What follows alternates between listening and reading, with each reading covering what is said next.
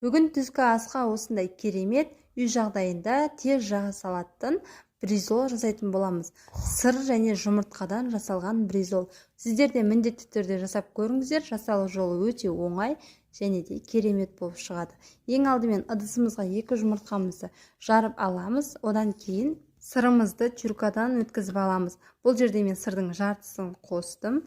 Осылай жақсылап өткізіп, сосын жұмыртқамыздың үстіне сырды саламыз, укропты турап, дәміне қарай тұз салып, қызып тұрған табада 2-ге бөліп пісіріп алатын боламыз.